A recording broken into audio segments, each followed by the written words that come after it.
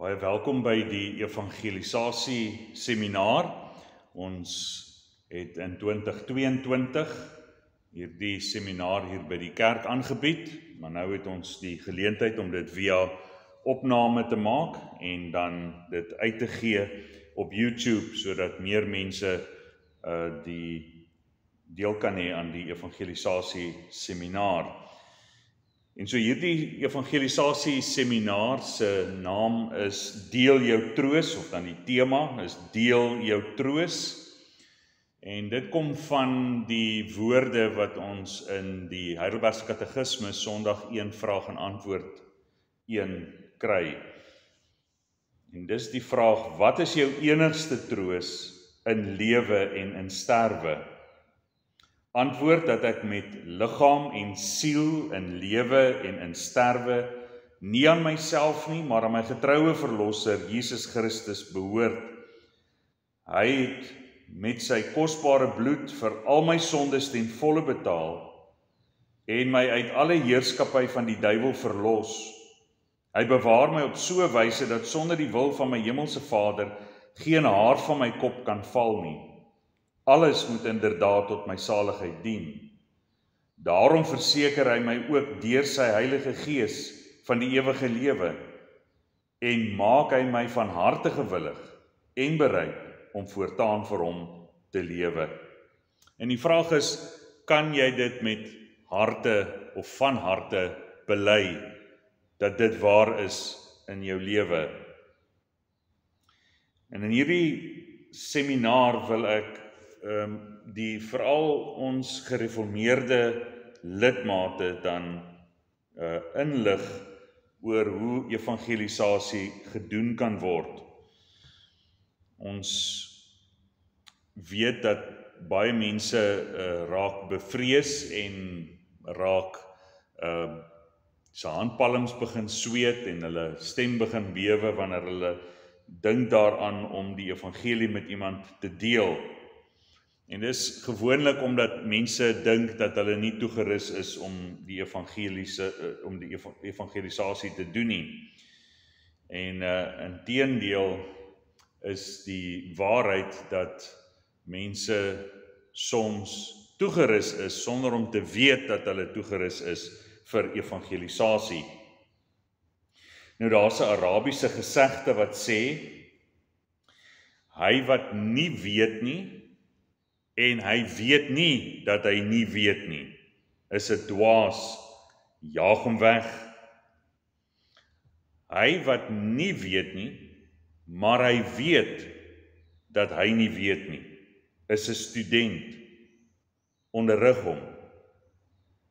Hy wat weet, maar hy weet nie dat hy weet nie, is aan die slaap, maak hom wakker. Hy wat weet en hy weet dat hy weet, is 'n wyse man, volg hom na. So die derde een is altyd vir my snaaks. Hy wat weet, maar hy weet nie dat hy weet nie, is aan die slaap, maak hom wakker. En dit is baie keer die geval, dat ons aan die slaap is. Ons weet, maar ons is nie bewus daarvan dat ons weet nie.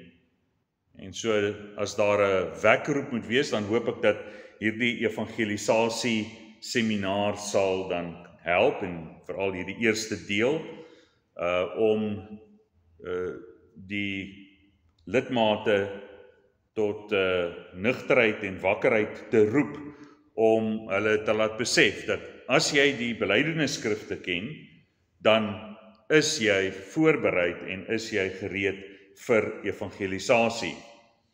So ons gaan nie vandag in hierdie sessie kyk in detail na die Heidelbergse Katekismes nie. Ons gaan meer in lyn praat van wat evangelisasie is ensovoorts, en dan sal ons in die volgende sessies sal ons dan kyk na in die besonder die toerusting wat ons het deur ons belydenisskrifte, in die besonder die Heidelbergse Katekismes. Wanneer ons dan van kindsbeen af die waarhede van die katekismes leer, dan kom ons tot die besef, tot die geloof in Jesus Christus en dat hy ons troos is, want ons het die probleem van nature is ons sondaars. Ons word in sonde ontvang en gebore. Ons kan maar net na ons doopformulier kyk en sien wat ons doopformulier daar vir ons sê, ons vuilheid waarmee ons gebore word, die sondige natuur, en dat die water vir ons aandui die wassing, die betekenis van wassing en skoonmaak, ook 'n betekenis van dood en opstanding. En sodoende sien ons dat in ons gereformeerde leer ons die slegte nuus moet hoor dat ons in sonde ontvang en gebore is en van nature kinders van die toorn is. En dis waarom ons die evangelie nodig het. En as jy dit van kindsbeen af hoor, dan en die probleem word geskets, dan word die probleem ook aangespreek elke keer wanneer ons die evangelie hoor. En so van kindsbeen af is dit goed om die Heidelbergse Katekismes te leer, en ek hoop dat in jou gemeente die Heidelbergse Katekismes nog geleer word. En dit was in die besonder gewees dat die Heidelbergse Katekisme sy ontstaan gehad het, juis om kinders in die kerk van die groot waarhede van die evangelie te leer. En ons as volwassenes leer soveel van hierdie waarhede ook saam met die kinders. En inteendeel, terwyl dit elementêre aspekte was wat geleer is vir die kinders, die basiese beginsels van die Christelike geloof, is daar sommige wat vandag beweer, dis net ver bokant ons kop, dit gaan ons as volwassenes gaan hierdie waarhede verby, en sê dit baie van ons akademiese toestand waarin ons is, sowel as ons geestelike afvalligheid. Maar hierdie Heidelbergse Katekismes leer vir ons dan wat die uitkoms is van ons sondige toestand. En dit is dan juis waarom dit so handig is vir die gebruik van die evangelie. Vir ons in die begin self, om dat ons die evangelie mag leer, dat ons die waarheid mag ken, en dat die waarheid ons mag vrymaak. Maar ook dan wil ons nie net hierdie troos waarmee die Here ons getroos het, net vir onsself hou nie, maar wil ons dit ook met ander deel. Die apostel Paulus skryf aan die gemeente Korinte, en dis in die tweede brief van die Korintiërs, hoofstuk 1, vers 3 en 4, Geseend is die God en Vader van ons Here Jesus Christus, die Vader van ontferminge, en die God van alle vertroosting, wat ons troos in al ons verdrukking, sodat ons die wat in allerhande verdrukking is, kan troos deur die vertroosting waarmee ons self deur God getroos word. En so die rede waarom die Here ons dan troos, is ook onder andere sodat ons ander mense kan troos. So God het nie net die evangelie in ons gebring, sodat net ons dit kan hoor en dat ons berusting kan vind vir ons onstuimige siele en die wete te kan hê van wat God vir ons in Christus gedoen het. Dit is nie net vir jouself nie. Ja, God het deur sy groote genade aan ons dit gebring, deur sy groot liefde aan ons aangebied, sy genade vir ons bekend kom maak, sy barmhartigheid ons deel gemaak, en sodoende nou in reaksie op die genade wat God ons gegee het, in dankbaarheid wil ons dan ander troos met die troos waarmee God ons getroos het. En so daarom moet ons hierdie troos wat ons in die belydenisskrifte kry, onder andere die Heidelbergse Katekismes, nie net vir onsself hou nie, maar ook ons troos met ander deel. En so dit is vir hierdie rede dat ek op my ondervraging by die in 2018 deur die predikante by die klas is, toe daar missiologie vraag gevra is oor hoe sal ek my gemeente toerus vir evangelisasie. Dit was my antwoord gewees, ek sal hulle nie toerus nie, want hulle is al reeds toegerus. Maar in hierdie opsig is dit dan ook die geval dat baie mense is toegerus, maar hulle is nie bewus daarvan. Hulle weet nie dat hulle toegerus is nie. Hulle is aan die slaap. En so is dit nodig om dan mense attent te maak dat wanneer God ons troos gegee is ons toegerus om die troos met ander te deel. Dan is ons toegerus om evangelisasie te doen. So die inhoud van die eerste lesing gaan dan nie so seer die inhoud van die Heidelbergse Katekismes wees nie. Ons gaan eers oorsigtelik praat, maar ons sal soos die sessies vorder, sal ons dan meer in die besonder kyk na wat die Heidelbergse Katekismes vir ons sê, juis om te kan sien hoe ons dan die evangelisasie moet benader en hoe en wat ons vir mense moet sê. Dit gaan natuurlik wees die eerste punt van kommunikasie met hulle wat die evangelie nodig het, want wanneer mense begin om terug te antwoord en hulle dan hulle redes gee waarom hulle nie dit glo of wil glo nie, dan begin 'n mens in die rigting van apologetiek gaan en sal ons dan ook na sekere apologetiese redes kyk of mense wat sekere redes het wat ons dan apologeties moet kyk hoe om hulle te antwoord. Maar ons gaan eers fokus op die gedagte van hoe en watter inhoud van die boodskap van die evangelie. Wat is nodig vir ons om vir mense te sê?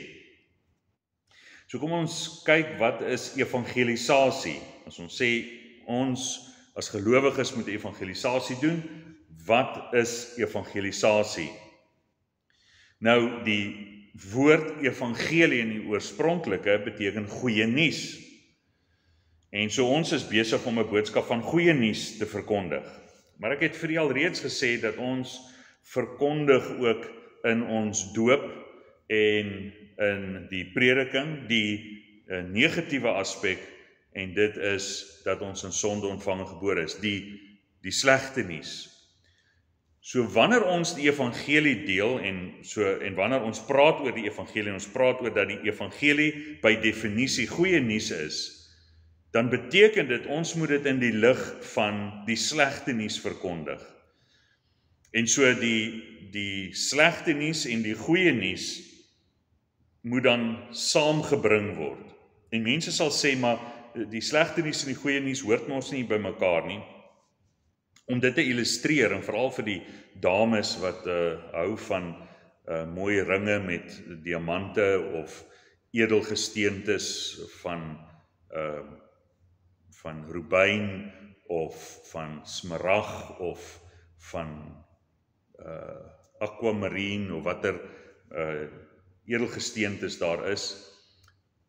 Wanneer 'n helder en 'n mooi edelgesteente dan byvoorbeeld gewys word met die agterkant van swart fluweel, dan bring dit daardie diamant se helderheid net soveel meer na vore.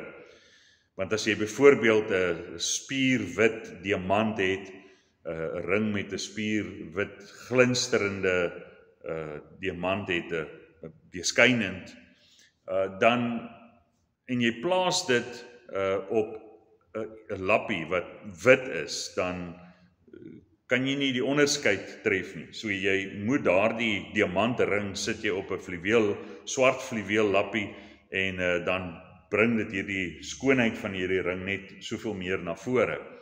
En so leer die skrif vir ons dat ons die slegte nuus ook vir mense moet verkondig, en dit is juis die slegte nuus wat ons dan die onstuimigheid in die ongelowige mens se gemoed bring, waardeur die Heilige Gees dan in hom werk vir die strewe vir rus en vir vertroosting. En dit is waar die Heidelbergse Katekismes dan inkom, dan wanneer dit voorgehou word, dan kan ons die troos waarmee die Here ons getroos het, ook hulle mee troos. So, ons weet dat die evangelie goeie nuus is. So dan tweede plek, moet ons dit in die lig van die slegte nuus, die sondeval en ons sondige toestand moet ons dit verkondig.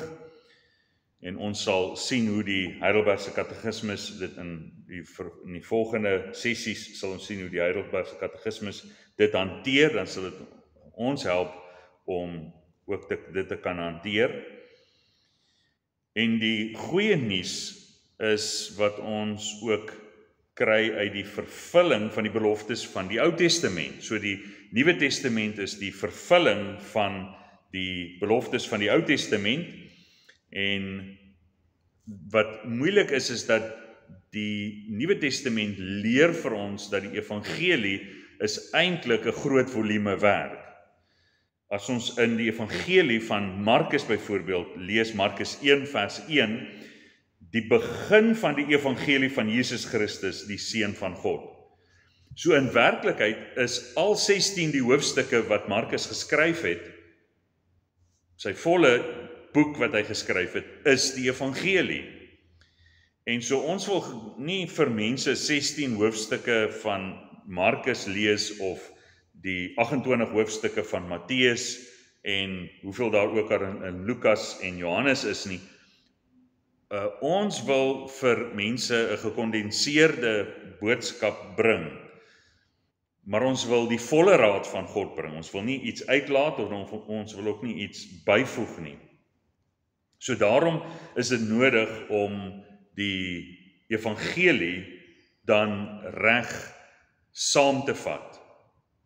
Nou, Christus wys vir ons dat daar dinge is in die woord wat saamgevat kan word, soos byvoorbeeld, ons het die 10 gebooie, en Jesus leer vir ons dat naaste liefde teenoor God, liefde teenoor naaste, aan hierdie 2 gebooie hang die hele wet en die profete.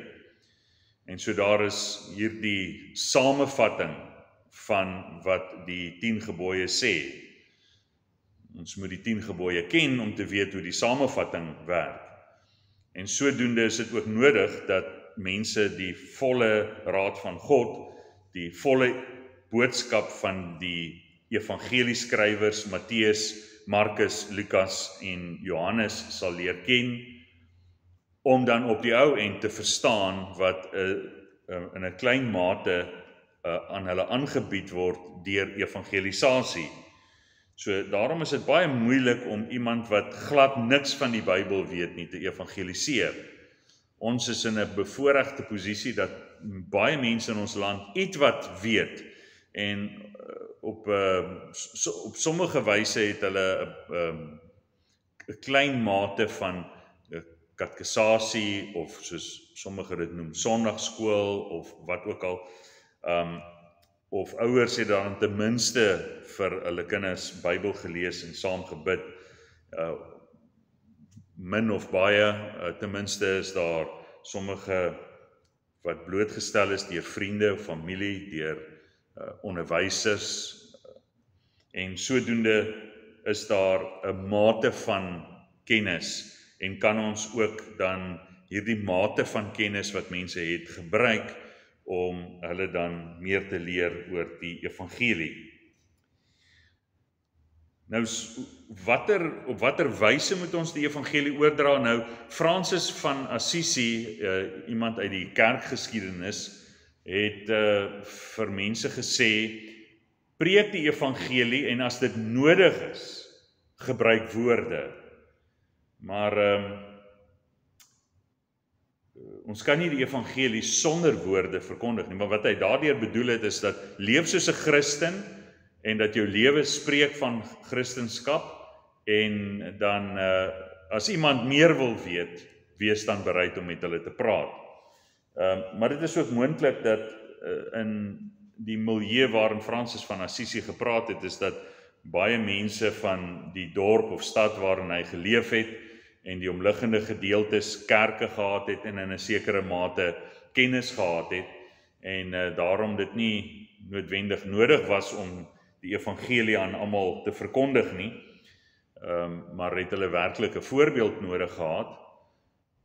Vir ons in die tyd waarin ons leef is ons baie keer nie so gelukkig om mense te hê met soveel kennis nie en moet ons woorde gebruik. Hier is 'n voorbeeld wat ons kry uit die mond van die apostel Petrus, Handelinge 15 vers 7, en toe daar 'n groot woordewisseling plaasvind, het Petrus opgestaan en vir hulle gesê: broeders, julle weet dat God lank gelede onder ons verkies het, dat die heidene deur my mond die woord van die evangelie sal hoor en gelowig word. Baie duidelik, die woord van die evangelie sal hoor en gelowig word. Ook skryf die apostel Paulus vir ons, Romeine 10 vers 17, die geloof is dus uit die gehoor, en die gehoor is deur die woord van God. So die evangelie word inderdaad deur die mond van mense gekommunikeer. So het Petrus aan mense op Pinksterdag die evangelie gebring. Sy preek is vir ons opgeteken Handelinge hoofstuk 2. Petrus het gepreek vir die mense by die tempel. Petrus het gepreek vir Cornelius en sy huishouding. En sodoende sien ons ook dit in die lewe van die apostel Paulus. Hulle het met mense die woord van God gekommunikeer. Die evangelie moet verkondig word, en die evangelie is wat die evangelieskrywers gesê het, en ons moet dit opsommend vir mense gee, sonder om iets belangrik uit te laat. Daar is sommige kerkgenootskappe wat evangelisasie programme het, wat mense konfronteer met hierdie gedagte. Die goeie nuus volgens hulle is, God het 'n wonderlike plan vir jou lewe, en stel dit nie in die lig van die sondeval, in die lig van die slegte nuus nie, en dan is mense verbaas dat so min belangstel, want as God dan 'n wonderlike plan vir my lewe het, en daar nie eens in ag geneem word hoe die persoon lewe nie, en daar nie gefokus word op dit wat die Bybel op fokus, naamlik bekering en geloof nie, want God skenk geloof as 'n gawe, en hy werk bekering deur sy woord, deur sy Heilige Gees in ons harte. En so as bekering en geloof nie verkondig word nie, dan moet ons nie verbaas wees dat mense nie tot bekering kom nie en nie tot geloof kom nie. Want nou hoor hulle net hierdie boodskap van God het 'n wonderlike plan vir jou lewe, en dan koop hulle daarbey in, en in baie gevalle kom hulle baie vinnig agter dat die wonderlike plan is nie die wonderlike plan wat hulle self ingedink het nie, en dat hier valse voorwendsels aan hulle voorgehou is, en baie verlaat die geloof, die valse geloof wat hulle in 'n geval dan gehad het, verlaat hulle dan ook nog. En sodoende raak die laaste erger as die eerste. En so vir daardie rede het ons nodig om 'n samevatting van die evangelie te verkondig, maar ons moet ook die regte inhoud vir mense gee. Ons moet nie mense onder 'n valse voorwendsel bring nie. Ons moet nie vir mense valse beloftes gee nie, want ons moet onthou dat Christus self die evangelie verkondig het, en in baie opsigte het mense nie gehou van wat hulle hoor nie, maar eerder omgedraai en weggeloop. En so daarom moet ons, sonder om gemeen met mense te wees, want jy kry mense wat net eenvoudig gemeen is met mense en die evangelie op so 'n slegte manier of met so 'n slegte gesindheid oordra dat niemand sou belangstel nie. So ons moet nie skuldig wees daaraan nie. Maar die skrif leer vir ons dat daar 'n struikelblok is vir die wat verlore gaan. En dis Jesus Christus. So wanneer ons oor Jesus Christus praat, gaan dit die middelpunt wees van hoe mense dan reageer, positief of negatief. En vir daardie rede kan ons nie net na mense toe kom en vir hulle sê, God het 'n wonderlike plan vir jou lewe nie.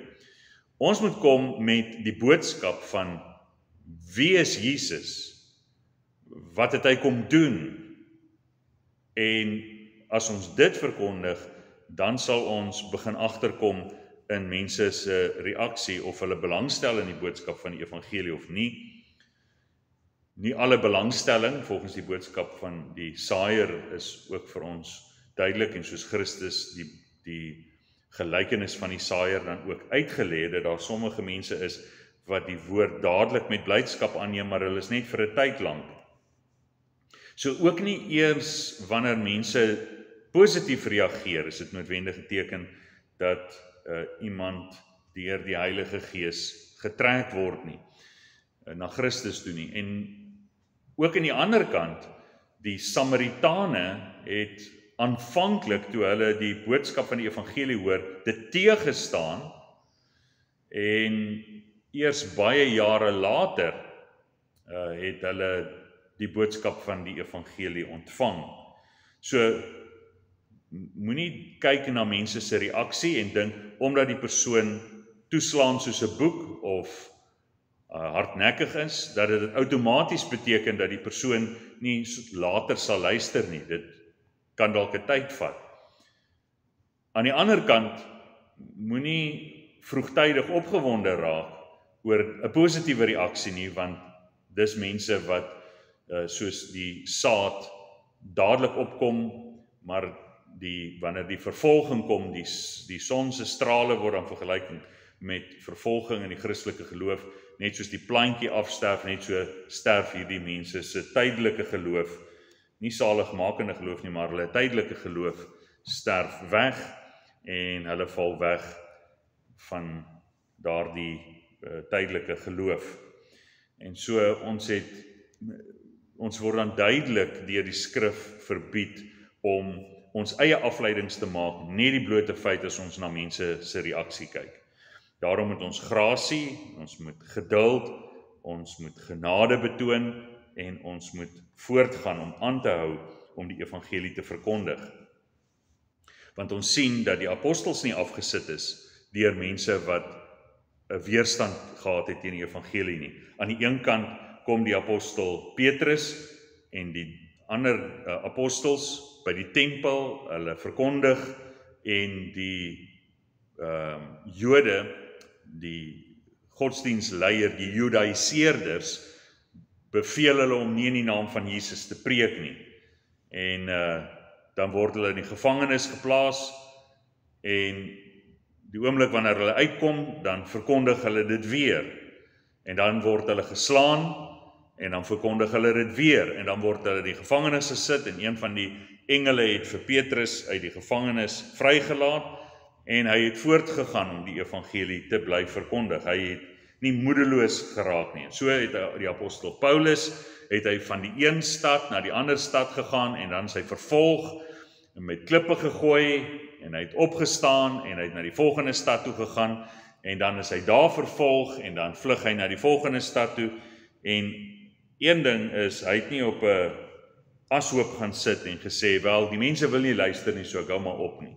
Nee, hy het voortgegaan, maak nie saak of daar positief of negatief gereageer is nie, hy het voortgegaan om die evangelie te verkondig, en so ook, mense se reaksies kan soms gemeen wees, dit kan soms uitdagend wees, in sommige gevalle lewensgevaarlik wees, maar ons word geleer om in lewe en in sterwe ons troos te hê in Jesus Christus, dat ons nie vir die dood sal vrees nie. So wat word gekommunikeer deur die evangelie? Nou, die woord van die Here leer vir ons, die apostel Petrus, toe hy na Kornelius gaan, het hy dan gesê, Handelinge 10 vers 36, dit is die woord wat hy gestuur het aan die kinders van Israel, toe hy die evangelie van vrede verkondig het, deur Jesus Christus, hy is die Here van almal. En hierdie woorde wat die apostel Paulus dan, of die apostel Petrus, verskoon tog, vir Cornelius gesê het, Cornelius wat dan in die weermag was en hoë rang in die weermag gehad het dadelik geweet, toe Petrus gesê dat die boodskap van die evangelie word verkondig om vir almal te leer dat hy Here van almal is, het hy geweet, want die mense van Rome het gesê dat die keiser is Here van almal. En toe Petrus hierdie boodskap dan verkondig vir Cornelius en sy huisgesin en vir hulle sê dat Jesus is die Here van almal, het hy kon dadelik die konnotasie maak dat Christus, net soos wat die keiser vereis gehoorsaamheid, onderdanigheid van al die mense, so kom die boodskap van die evangelie en gee nie net vir ons die goeie nuus van wat Christus vir ons gedoen het nie, en soos ek sê, ons sal later daarby uitkom en hoe om dit oor te dra, maar ook saam met dit, wat baie mense uitlaat in die verkondiging van die evangelie, is dat hy Here is oor almal, soos Petrus hier sê, dat hy bo die keiser is, dat hy bo die president of ministers van die land is, bo kan die politieke leiers, dat hy Here van almal is, dat wat hy sê beïnvloed ons hele lewe, dat ons God meer gehoorsaam moet wees as die mense.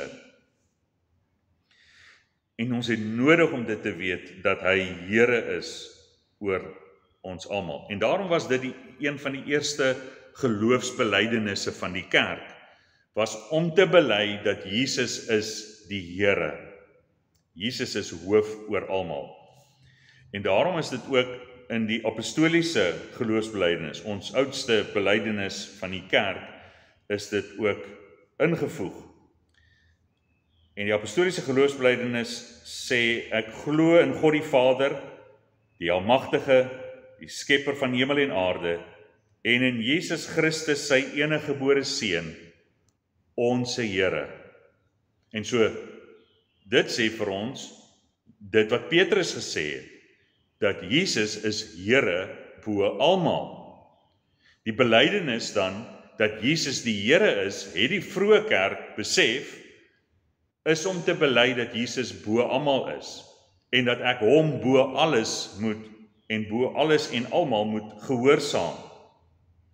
Paulus skryf aan die Filippense 2 vers 9 tot 11, daarom het God hom ook uitermate verhoog, en aan hom 'n naam gegee wat bo elke naam is, sodat in die naam van Jesus sou buig elke knie van die wat in die hemel en die wat op die aarde en die wat onder die aarde is, en elke tong sou bely dat Jesus Christus die Here is, tot heerlikheid van God die Vader. Dat Jesus die Here is, dat hy bo almal is. En Jesus het ook sy disippels vir, nie net die 12 nie, maar vir almal wat hom gevolg het, gesê, julle noem my Here, Here, en dit is waar, ek is die Here, maar julle doen nie wat ek vir julle sê nie. Daarom kan ons nie sê dat Jesus is die Here, maar ons doen nie wat hy sê nie. Die groot boodskap van waarmee Jesus sy disippels uitgestuur het, Matteus 28 vers 19, gaan dan heen na al die nasies, gaan dan heen, maak disippels van al die nasies, doop hulle in die naam van die Vader en die Seun en die Heilige Gees, en leer hulle om alles te onderhou wat ek julle beveel het. En leer hulle om alles te onderhou wat ek julle beveel het. Jesus is Here van almal, en ons moet na sy opdragte luister. En konings en hooggeplaastes moet na sy boodskap luister.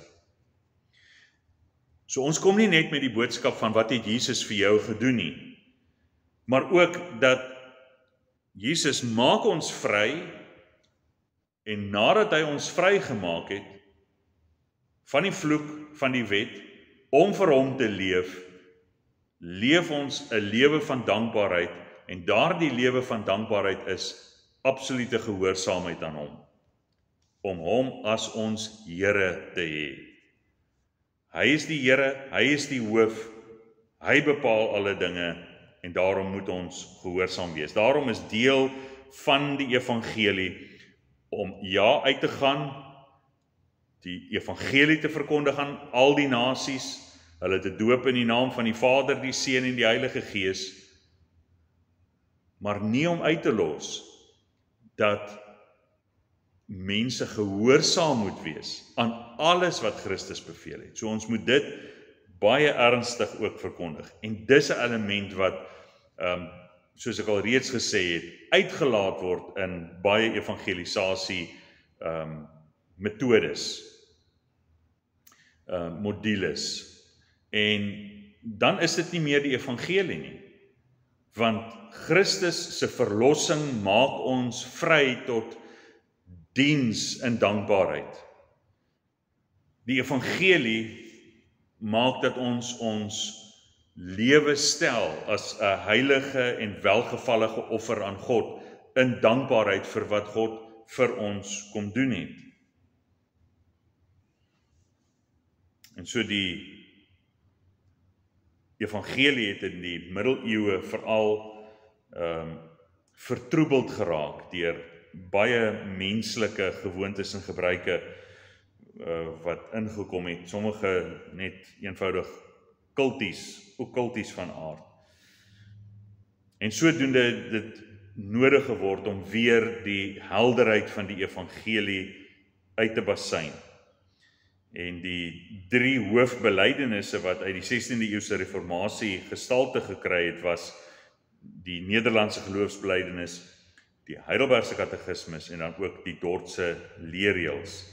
En dis dan juis die Heidelbergse katekismus wat ons gaan gebruik om ons te help om die evangelie te verkondig. Want die Heidelbergse katekismus het ons om dit te leer van kleins af en om ons bekend te maak met die evangelie. Dis daarom vir hierdie rede dat ons sê dat die Heidelbergse katekismus ons toerus om die evangelie te verkondig. En ons moet wakker gemaak word tot hierdie besef. Onthou dat terwyl ons hierdie seminaar het, is die waarskuwing eintlik ook teen sekere evangelisasie metodes. Want die evangelie is nie 'n metode nie. Dis nie om metodies met mense te praat nie. Ons kry in sommige evangelisasie metodes kry ons dan dat daar dieselfde vrae aan mense gevra word om te sê, byvoorbeeld, as jy vandag sou sterf, weet jy dat jy hemel toe sou gaan? En dan word hierdie vraag gevra. En as jy by die poorte van die hemel kom en die Here vra vir jou, waarom moet ek jou in die hemel toelaat? Wat sal jy hom antwoord? Dis een van die metodes wat hierdie 2 vra, en hulle is bekend vir hierdie 2 vrae. En dan volg daar metodies 5 punte wat in gedagte gehou moet word en gedeel moet word. Die probleem daarmee is dat so 'n tipe van metode sien ons nêrens in die Nuwe Testament nie. Elke keer wanneer Christus met mense te doen gehad het, was dit mense met unieke probleme, met unieke omstandighede, en Christus het die evangelie gebring met hierdie omstandighede in gedagte. En dan het hy dit aangespreek. En so ons kan nie soos hulle deesdae kouse en sokkies verkoop, almal wat een grootte pas almal nie. Nee. Wanneer ons dan met so 'n pasmaak metode na mense toe kom, dan word ons voete baie vinnig onder ons uitgeslaan, omdat mense is nie pasmaak vir sulke metodes nie. En een van die ander evangelisasie metodes is dan om te kom met die wet van die Here en vir mense te vra, het jy al die wet van die Here oortree? En dan is die antwoord ja, of as dit nee is daar 'n slim manier om vir mense dan te kry om te erken dat hulle teen die wet van die Here gesondig het, en dan die konklusie, ons het gesondig teen die wet, die oordeel van God is op ons, hier is die evangelie as die antwoord, waarom dit nie nou aanneem nie. En so dan word mense in 'n blik gedruk en hulle word dan word daarop aanspraak gemaak dat hulle vrye wilkeuse gebruik om dan oor te gaan tot 'n besluit vir die Here.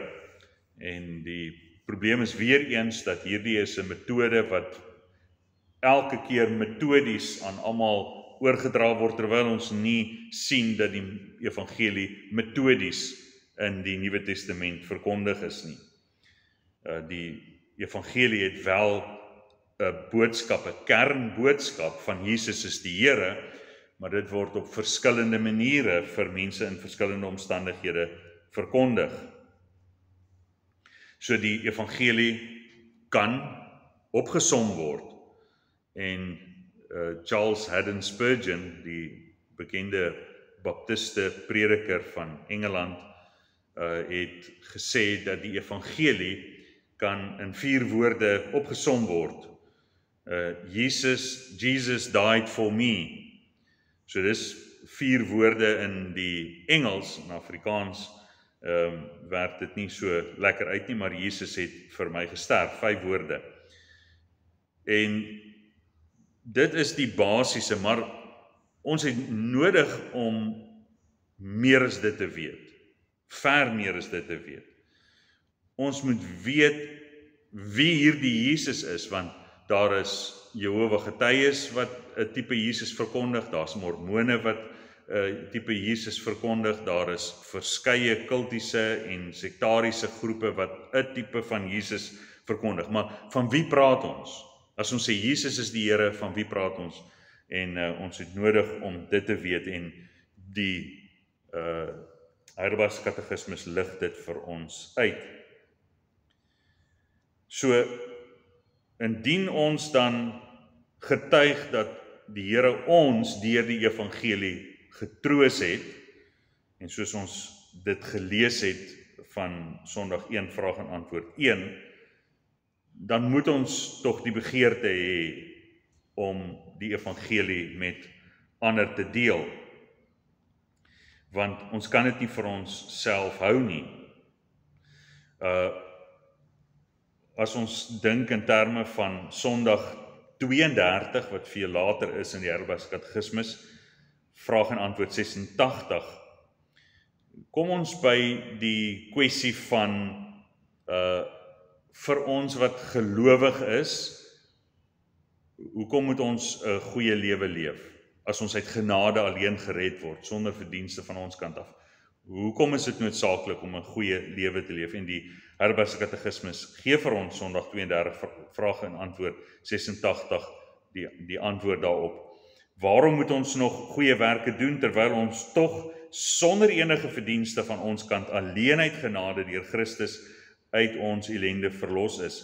Antwoord, omdat Christus ons, nadat hy ons met sy bloed gekoop het, ook deur sy Heilige Gees tot sy ewebeeld vernuwe, sodat ons met ons hele lewe bewys dat ons God dankbaar vir sy weldade en hy deur ons geprys word.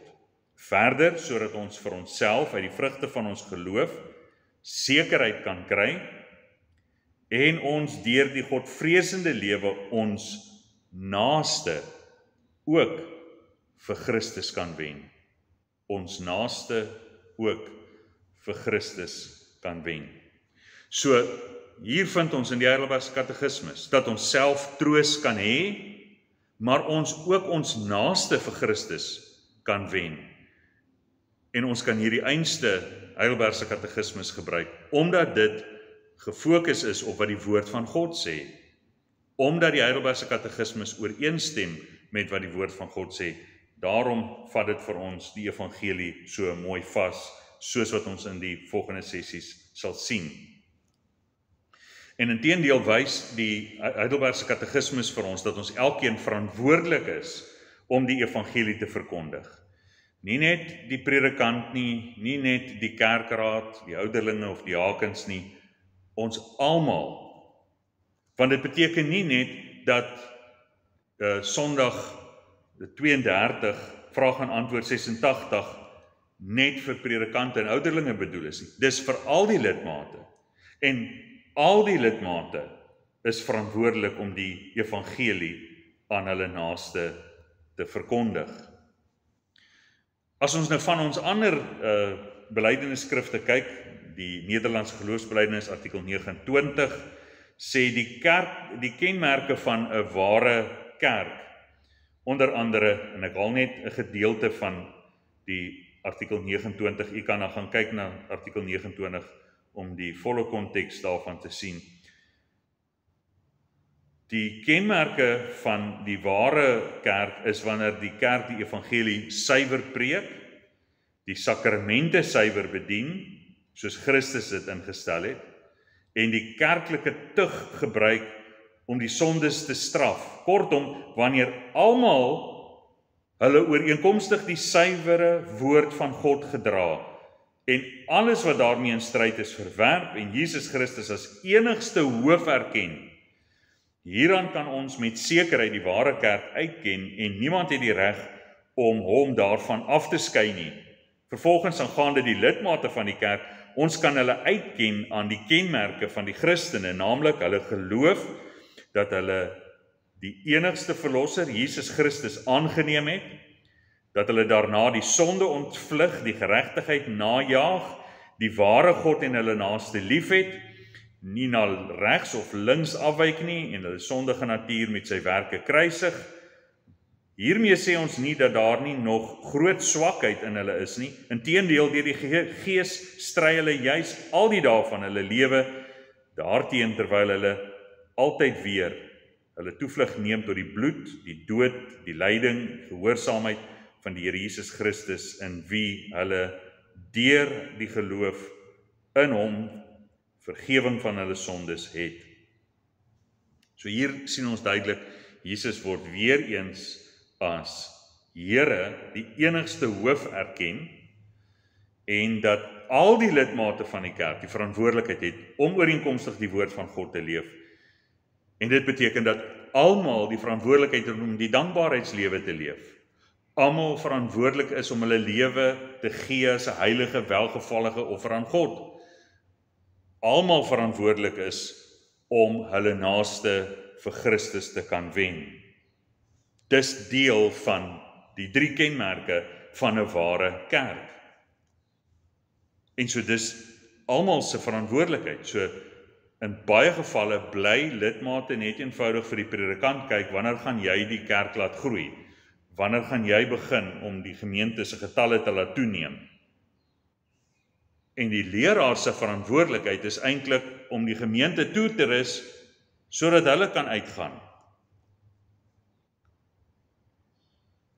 En so ons het nodig om te weet dat ons die evangelie reg ken, dat ons self deur die evangelie die ware troos het, en dat ons nie tevrede daarmee is om net hierdie troos vir onsself te hou nie, maar ook om dit aan ander mee te deel.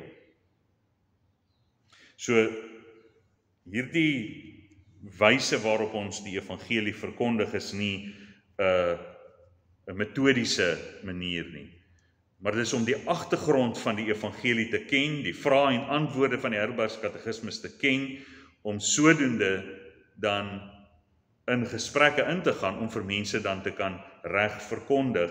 Wat beteken dit dat Jesus aan die kruis vir ons gesterf het? Wat beteken dit dat hy gesterf het? Wat beteken dit as ons sê dat hy opgestaan het uit die dood? Wat beteken dit as ons sê dat hy opgevaar het na die hemel en aan die regterhand van God gaan sit het? Wat beteken dit dat hy die Here is? Wat beteken dit dat hy God en mens is? Hierdie vrae moet ons vir onsself uitmaak en moet ons ook in staat wees om aan ander oor te kan dra. En dis nie die geval in baie kerke en met baie evangelisasie metodes nie.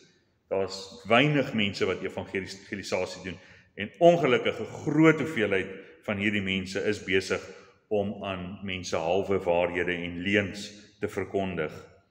En het ons nodig om die volle boodskap te bring. Al draai mense hulle rug op ons, al raak mense kwaad, al struikel hulle oor die struikelblok en hulle moet oor Jesus Christus struikel, nie oor ons gesindheid nie, maar oor Jesus Christus wat die struikelblok is vir die wat verlore gaan, maar hy is die steen wat die hoeksteen geword het vir die wat gered sal word.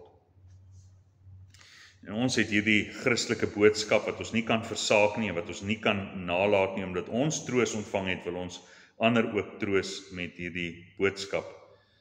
En met hierdie besef moet ons dan leer dat bekering is nie net eenmalig nie, maar het ons ook nodig om ons te bekeer van ons luiheid, ons skaamheid, ons vrees, moet ons bekeer en moet ons tot eer van God leef.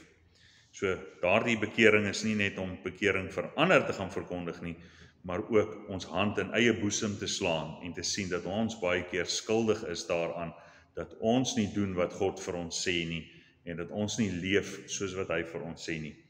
En ons het nodig om dit teenoor die Here te erken en te bely. Kom ons bid saam. Ons almagtige Hemelse Vader, dankie vir die troos waarmee U ons getroos het.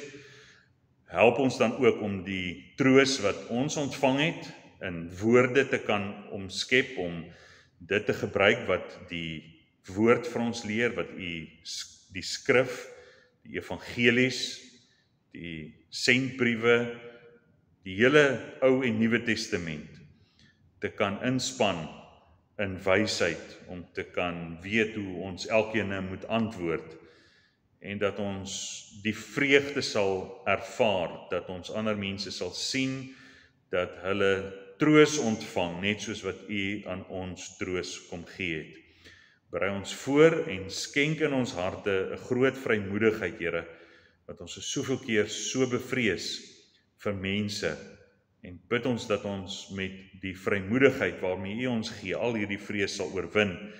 En dit was dan ook een van die dinge waarmee U apostels voortdurend na U toe gekom het, om te bid, mag ons met alle vrymoedigheid vervul word.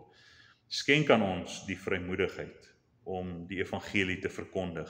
Help ons om te begin by ons familie, by ons vriende, by ons kennisse, by die mense wat vir ons werk, vir die mense vir wie ons werk, vir die mense rondom ons bure. Help ons om so 'n groot vrymoedigheid te hê om tot mense te nader en hierdie wonderlike boodskap van troos oor te dra.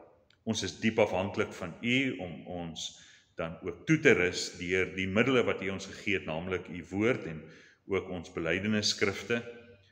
En help vir ons dat ons vervul sal wees met U woord en dat ons sal weet om elkeen te antwoord op hulle vrae. Dankie dat ons dit vir U kan vra wat ons wil hierdie dinge doen, omdat ons dankbaar is vir die groot genade wat U aan ons gegee het. Ons bid dit in Jesus naam. Amen.